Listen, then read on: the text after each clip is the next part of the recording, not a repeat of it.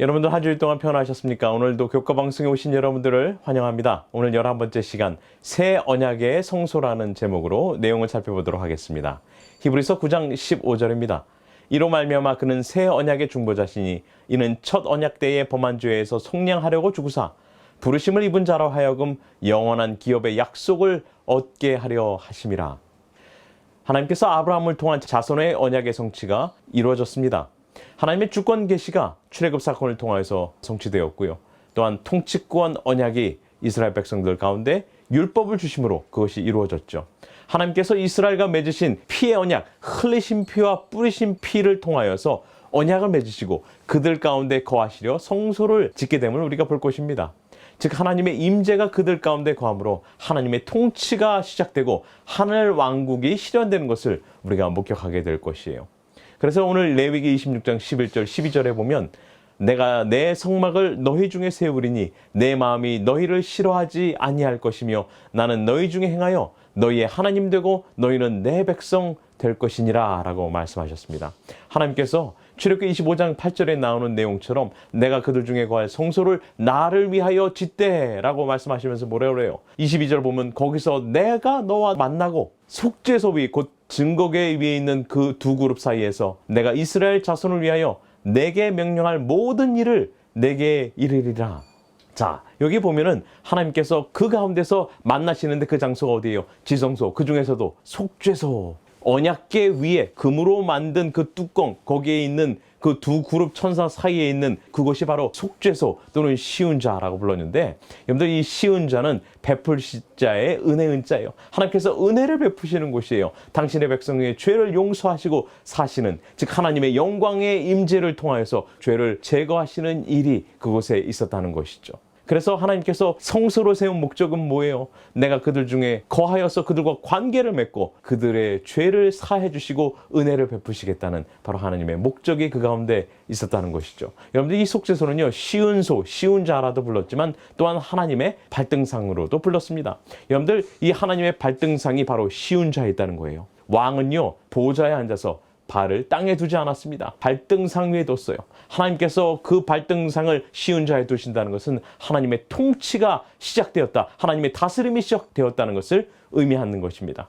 또한 하나님께서 그 보좌에서 일어나신다는 것은 시편에 보면 여호와여 일어나소서 일어나소서, 그것은 나를 위하여 싸워달라는 간곡한 표현인 것입니다. 또한 언제 보좌에서 일어나세요? 통치가 끝나거나 혹은 재판이 끝났을 때에 그 보좌에서 일어남이 있습니다. 여러분들 스데반이 순교당했을 때 예수 그리스도께서 보좌 우편에서 일어서시지 않으셨습니까? 그러므로 여러분들 시은소는요, 은혜를 상징하고요, 하나님께서 우리가 그것에서 만남을 갖고요, 세 번째로는 하나님의 통치가 일어나는 곳입니다. 하나님의 왕국, 아브라함에게 주셨던 그 하나님의 왕국 언약이 이루어지고 있습니다. 그것이 헌법을 통하여서 율법을 주심으로 이루어졌고, 이제 그 율법을 받은 백성들이 이제는 하나님의 왕국, 하나님의 성전을 지어야 했습니다. 그 가운데 하나님께서 임재하심으로 그 언약궤, 계약서 위에 앉으심으로 하나님의 통치가 시작되는 것을 우리가 이해할 수 있습니다. 여러분들 이 성막은요, 죄로 분리된 인간을 하나님께서 직접 찾아오셔서 죄의 문제를 해결하시고 자기 백성과 함께 거하심으로 관계를 맺기 위한 장소인 것을 우리가 보게 되는 것이에요. 그래서 시대의 소망 23페이지는 이렇게 말씀합니다. 이와 같이 그리스도께서도 우리 인간의 진영 가운데 당신의 성막을 세우셨다. 그가 사람의 장막 곁에 당신의 장막을 치신 것은 그가 우리 가운데 거하시고 우리를 당신의 거룩한 품성과 생애에 친숙하게 만드시기 위해서였다. 하나님께서 우리를 관계를 맺으시고 당신의 성품을 우리에게 보여주심으로 우리로 하나님의 성품에 친숙해지기 위하여 마련하셨다는 것이죠. 히브리서 9장 22절에 보면 율법을 따라 거의 모든 물건이 피로써 정결하게 되나니 피 흘림이 없은즉 사함이 없느니라. 그렇습니다. 여러분들, 죄인이요, 제물을 가지고 하나님께 나오죠. 그런 다음에 그 양을 잡아서 피를 흘리고 그것을 제단의 제물로 올려 바칩니다.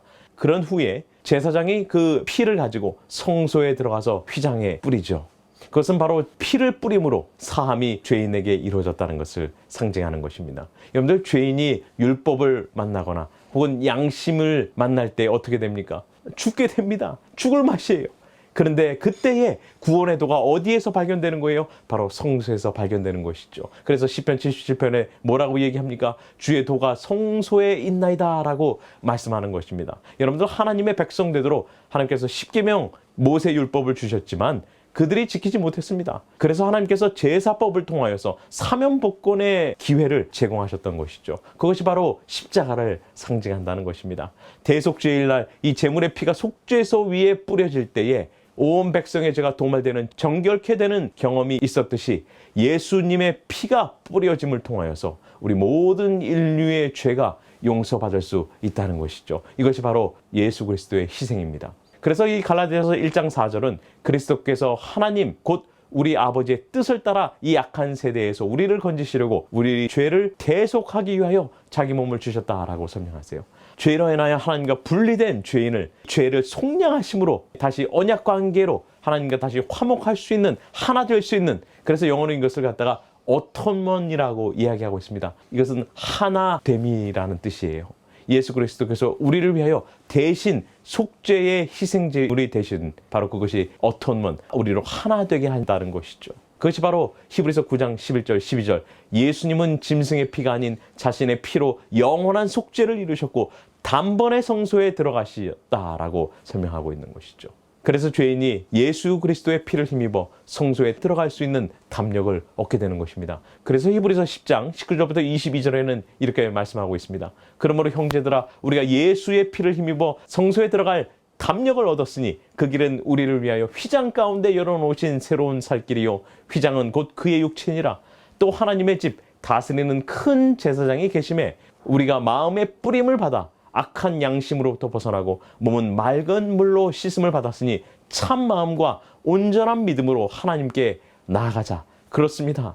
예수 그리스도의 피를 통하여 우리가 성소에 들어갈 이 담력을 얻게 되었는데 예수 그리스도께서 당신의 몸을 통하여 휘장 가운데로 길을 열어 놓으셨다라고 얘기하고 있어요. 이제는 그분이 어디 계세요? 하늘집에 계세요. 여기 보니까 큰 제사장, 대제사장으로 계시는데 그분이 뭘 하시는 거예요? 여기 보니까 우리 마음에 피를 뿌리세요. 당신의 피를 통하여 우리를 정결케 하시고 구원하신다는 설명이죠. 그리고 우리가 그걸 통하여서 우리의 삶에 물로 씻는 거듭남의 경험이 있다는 것입니다. 여러분들, 그렇습니다. 우리가 그렇기 때문에 온전한 믿음으로 하나님께 나아갈 수 있다는 것이죠. 예수 그리스도의 눈물이 없으면 우리에게는 위로가 없습니다. 예수 그리스도의 채찍이 없으면 우리에게는 치유가 없어요. 예수 그리스도의 수치가 없었다면 우리에게는 영광이 없습니다. 예수 그리스도의 죽음이 없으면 우리에게는 영생이 없었습니다. 예수 그리스도의 십자가 없으면 우리에게는 면류관이 없게 되는 것이죠.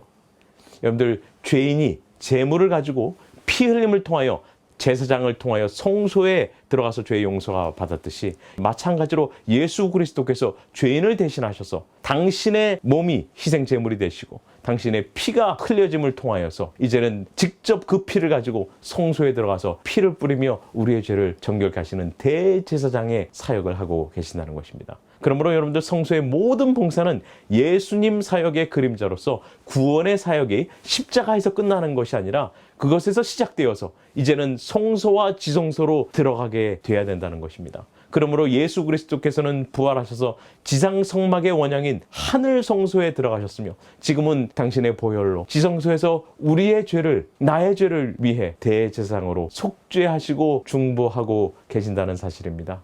교회 증언 2권 105페이지에는 이렇게 말씀합니다. 사단은 영혼을 죄짓게 만들고 그 죄로 인해 기뻐한다. 그는 말 그대로 형제들의 참수자이며 하나님의 백성들이 속아서 범하는 모든 죄와 잘못으로 인해 기뻐한다.